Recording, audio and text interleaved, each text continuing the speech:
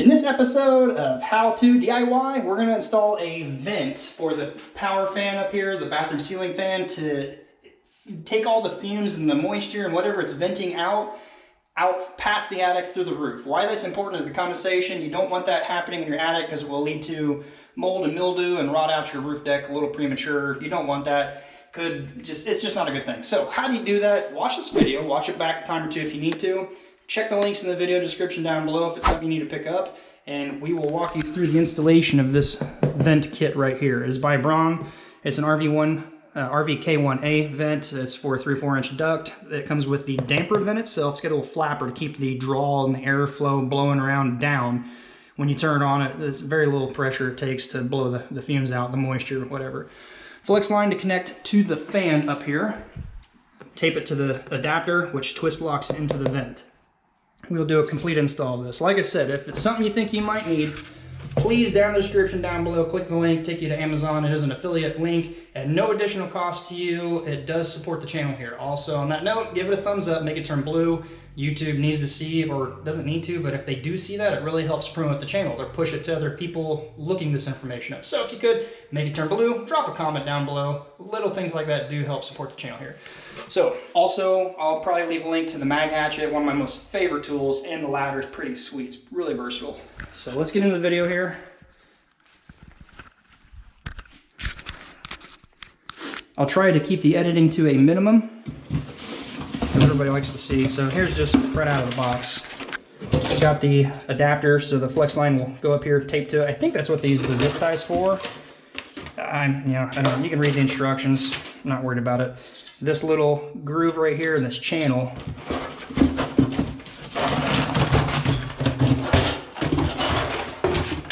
will twist lock through this.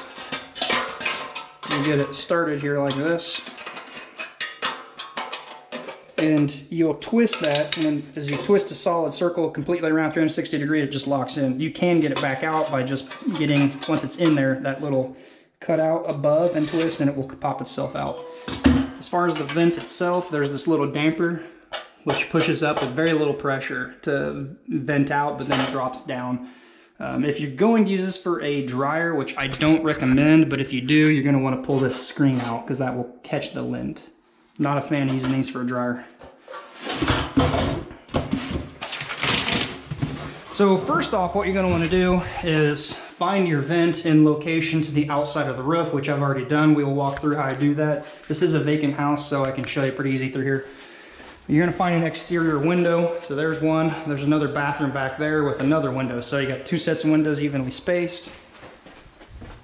Here's the ladder. I love this thing. There's a double set of windows close in a closet.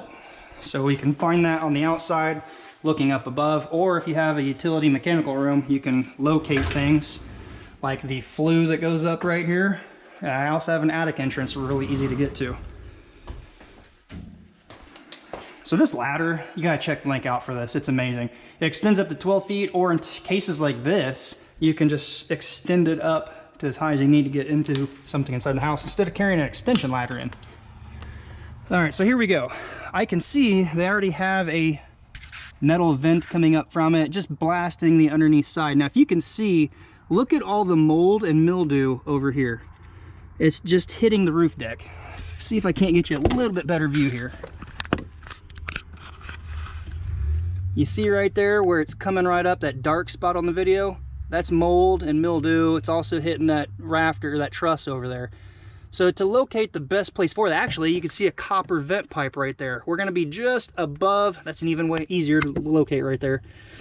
I didn't see that a minute ago, but we're gonna be about 6 inches east and a foot above. You wanna get far enough away from that though, to where you can safely get the vent in and not compromise the shingles lapping over the vent pipe on that.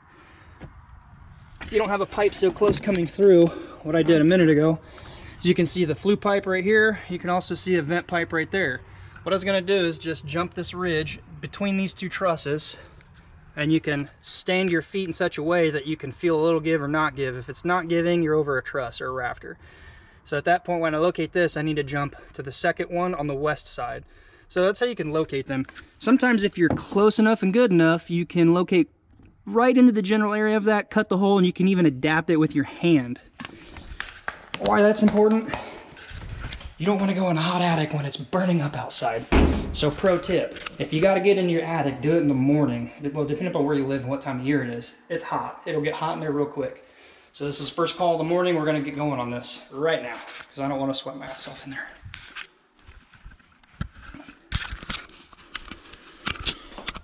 So the ladder that I love about this, it needs to lock from its way up, but you can just pop these 2 pins and it will collapse from top down. I'll come back for that.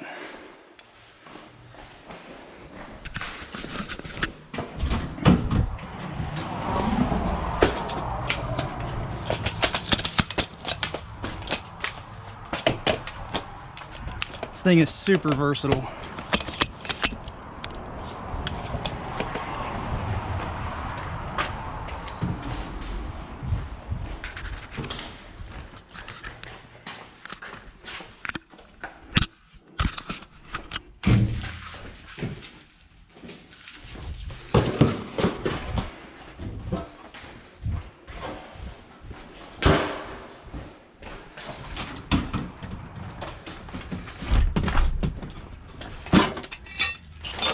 Basic tools, all you need. You don't need to have a magnetic hatchet, but man, I probably promote this in all the videos where I'm doing repair work because it's amazing. If it's something small, this is great. If it's fairly big, decent size, then I'm going to jump up to a compressor and a gun.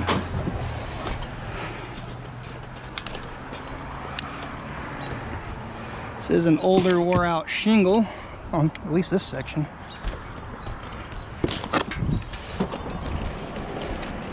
There's where the flue pipe comes through. There's the first vent pipe. I got an easy locate with this right here. It's going to be about right here.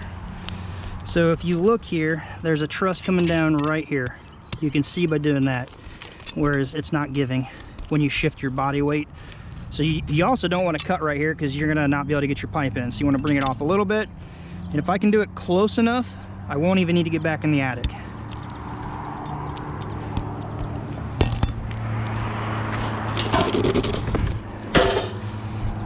Another little tip, for what it's worth, I'll point it out, use your judgment on this.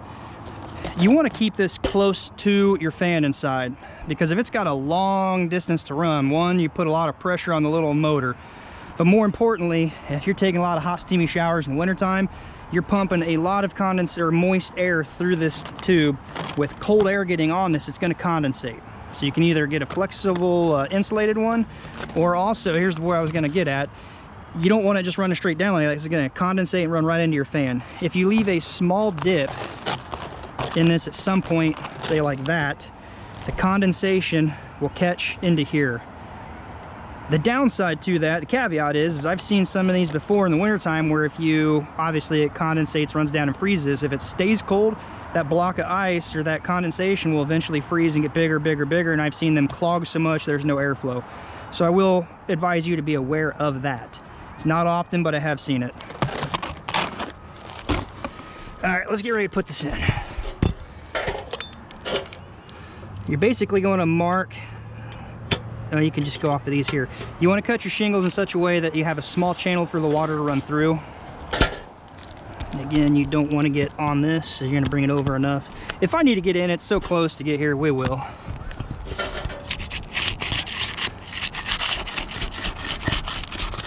Just pop your shingles free a little bit.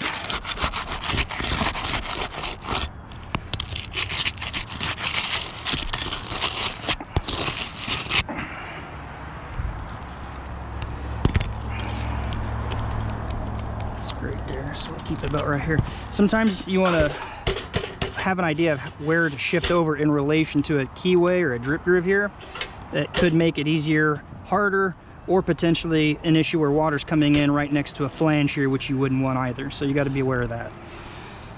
So you could always go up one or down one, or you could just shift it over enough so that drip groove is essentially right on that, which is no different. What you don't want is a drip groove keyway to be too close to this, whether it's on the under or over side. You want to make a lapped, where your flange is to be past the keyway here or above, have it over or far enough back.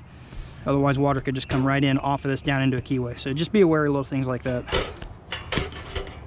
So I think if I put it right here, that truss is about right here. That's going to be pretty close.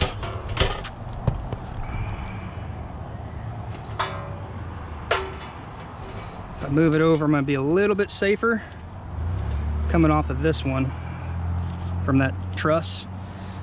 And if I don't get into this shingle at all, it's fine. It's not going to be in the way of getting into this. So I think that's where I'm going to go with it.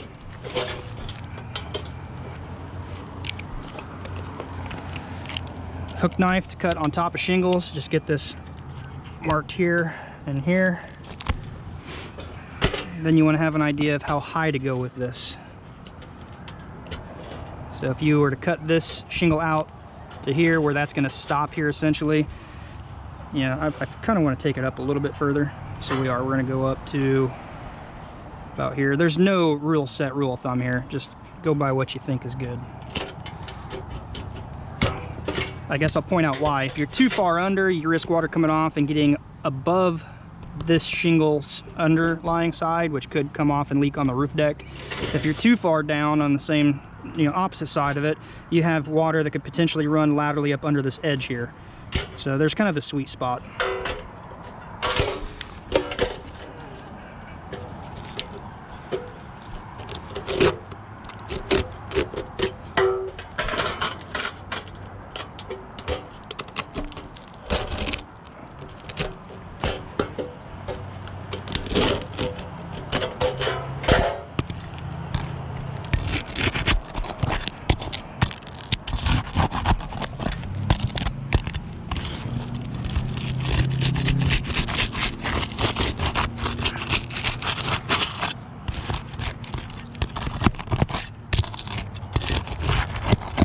Nails popped, flat bar mount.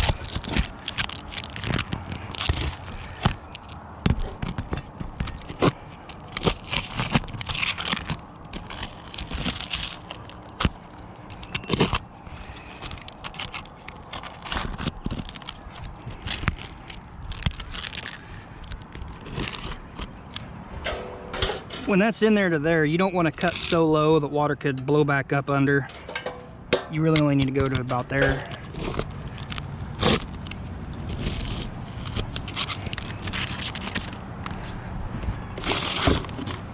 You need it to be big enough for that, obviously, to fit through. We are ready to go grab the Sawzall. You can use a skill saw and carefully plunge in. And you got to kind of cut your corners, or a Sawzall is what I typically use, a little battery operated Sawzall. Just start cutting into it and then plunge down in and then make your round cut. Let me go run down. I'll just edit this little part. I got to go get a battery Sawzall and the blade. We'll cut this in real quick. Once it's cut in, what you're going to do is you can either try to do this from inside, which is a pain in the ass, or make sure these are loose enough to where with this connected, drop your tube in, lift those up, shove it under where it needs to be, push down into the hole, and then shingle nail those back. That's the way I prefer to do it.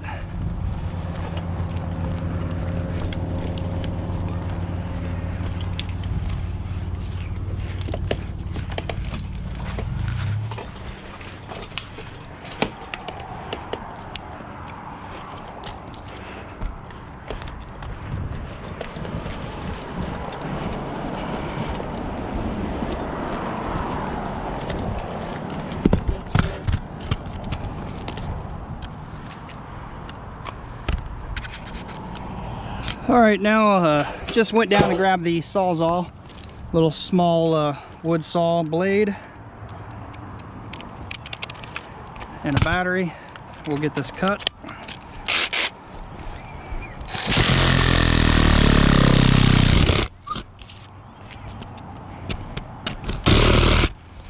It's also on the inside. It's a good idea to know if you have any cables, power cords, condensation lines, anything before you cut. Of course, I was already in there and saw we're good. I might possibly hit, you know, the blade into that metal piece. So if I hear something, that's all that is.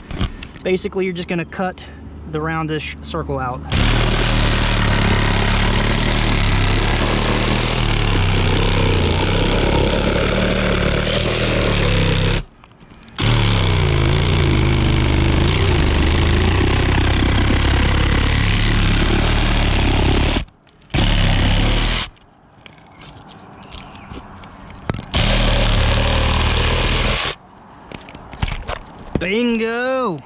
right there. Although I'm not going to be able to tape this from here. Sometimes usually you can just retrade down and do what you need, but this is fastened. I don't know. Even if I were able to tape it, I'm not going to be able to do everything I need to get this in there. So I'm just going to push that up a little, and I'll have to do this one from inside.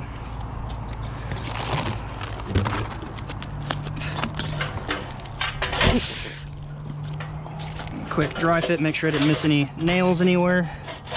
It's good. There's your channels around for the water to run. That's going to be a little snug. I'm going to trim this back a little bit.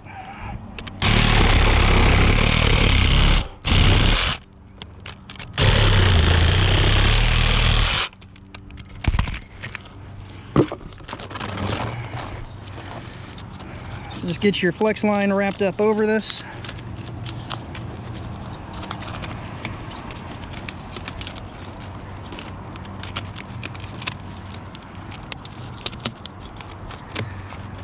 You want to leave some for the tape to hit. I usually use duct tape, but I am out of duct tape on the truck. I threw it to the guys on the job and didn't get it back. They've got it with them right now. So I do have some HVAC tape. Stuff works pretty good too. A little pricier than duct tape. I think this is what their zip ties are for, but I don't think it sticks or holds good enough, and I wouldn't want to rely on the zip ties.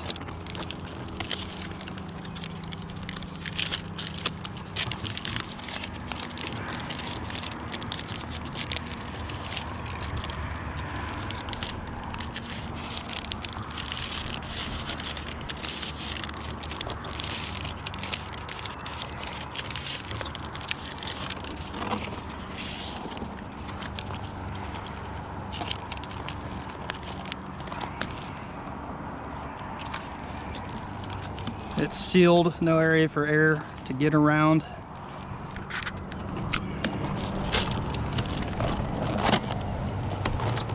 So then on here, what you're going to do is take this notch and just get it set. Hopefully the camera's close enough up on here. Just start twisting while keeping pressure up against that, and what you're going to see is that fin is just going to start working its way around as you turn it 360 degrees, and you'll hear and feel a small little click once that drops down. There it was. So it's in there now. It's not coming out. You can get it out, but it's a pain. That's why I say it's easier to do it now than in the hot, dark attic.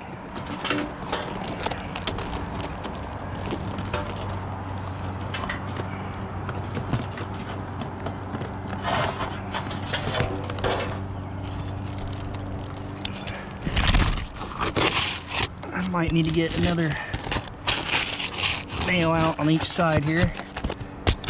Split edges, because you want those to flex up enough without snapping and breaking, causing more damage.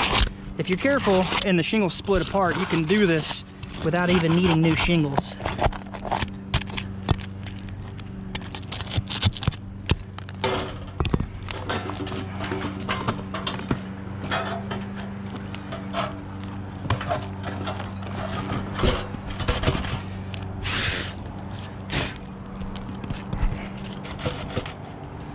You can use ice and water up under it.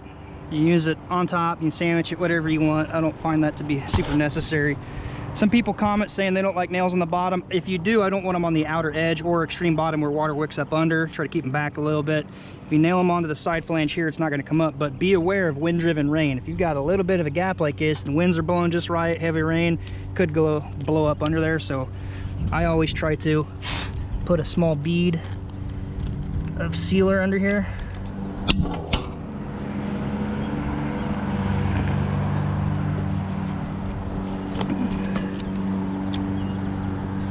Just to seal that off from happening. I like to cover my bases.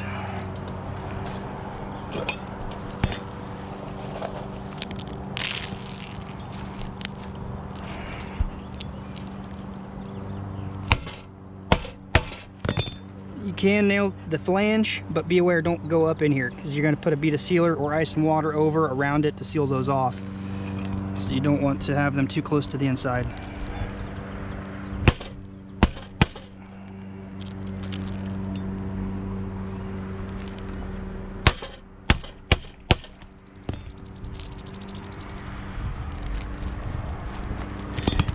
Right here's what I was talking about earlier, about water coming around this edge. If you don't have this, what I call the headlap, up far enough, you risk it running off right here. So I'm gonna have a sealer around all that, but say if this top of the shingle is down to here, you have that much more area where you risk water jumping over.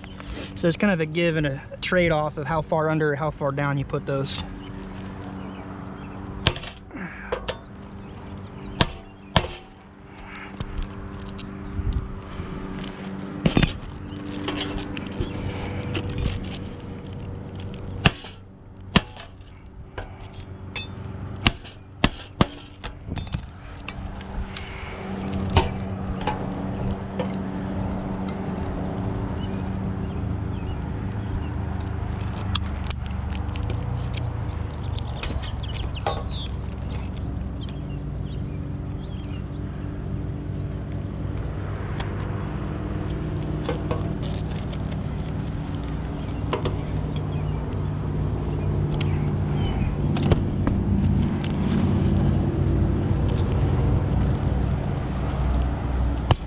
Make sure you nail everything back off. Don't put nails in your drip groove. I do want to get this, I'm going to go higher. I'm going to seal this. You don't want water getting into those either. Just anywhere you pulled a nail out in that general area, get a nail put back in. And then we're also going to run down and get another fresh tube and spot seal those so they don't come loose and blow out, because you've split the seal strip, it's compromised, there's a lot here, it's just never going to reseal. So you're just going to put some dabs, never a line, just a dab. Reason you don't want to put a line, if you put a line across this, water coming in this keyway here, it could hit that seal strip and then run off trying to find a way out. So you want to be aware of that.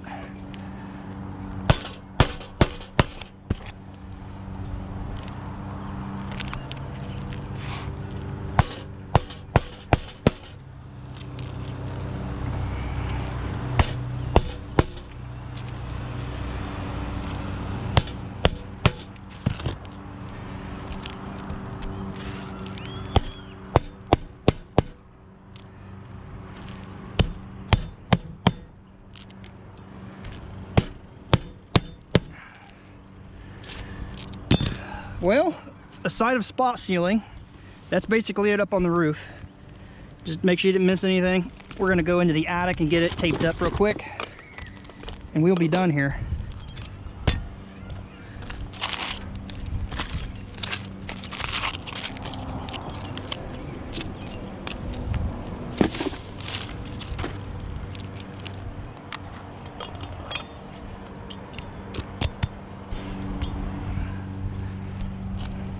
All right, so some of this I already did right here, right when I ran out. So if it's got a broken seal strip, or if you split the seal strip, if it was compromised whatsoever, put a few dabs.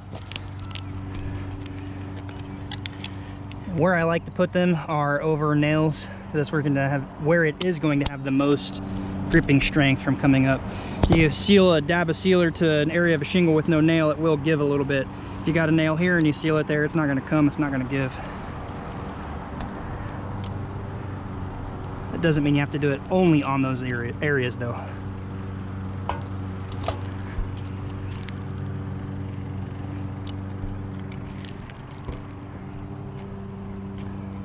And then where this is broke, I don't want that flopping over time, so I'm going to reseal it.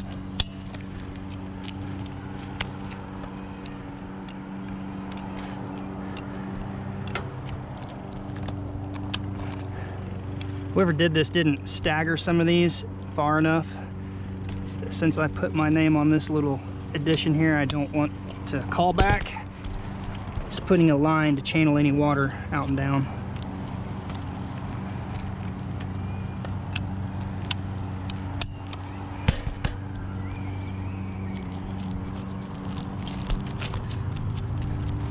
There it is. And we'll go tape it up and be out of here. Actually, look at this real quick. Okay, see, here's a good example of if you use this for a dryer, why you want to take that mesh out, because it is clogged. Actually, the mesh is taken out, it's still clogged. I'm not a fan of these for dryers, I think I even said that earlier. This is a maintenance issue. You gotta keep this clean or you're not gonna dry your clothes efficiently. Could even possibly not allow it to cool the heater element enough and then catch some of this on fire that's down closer to your heat source. It's kind of clogged up. The damper isn't even working now. That ought to make that work better though. Just a little note. Well, this is unedited so far at 28 minutes. Well, recording right now. I haven't stopped the camera for 28 minutes. It'll be cut down a little bit because I cut out the few points.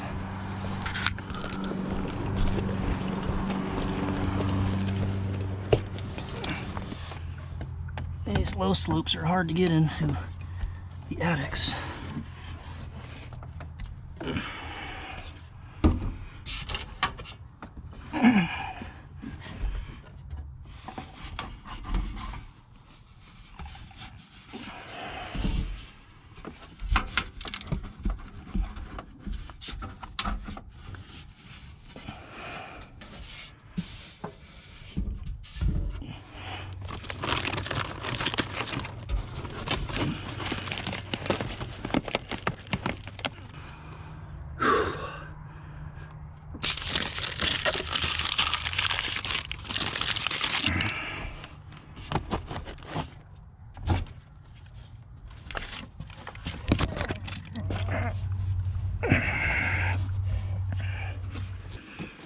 Tight.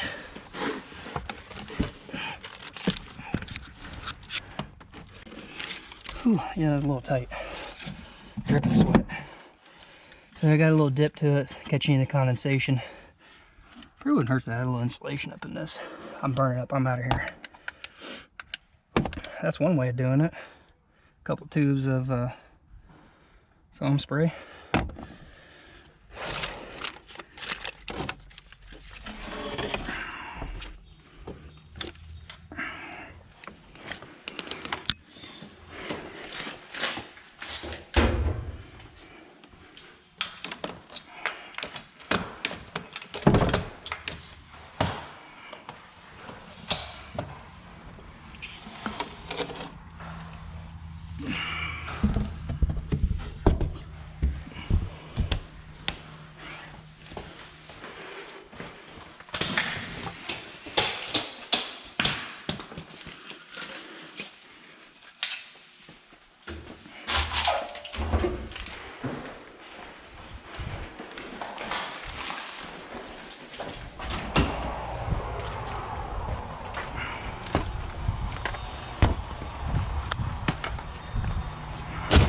That little ladder is the best thing ever. Oh, sorry. Sun on me or sun on you? It's hot. Real hot in the attic. As I said earlier, if the video helped, please give it a thumbs up. Consider subscribing. And until next time, be safe. See you then. Check out the links below.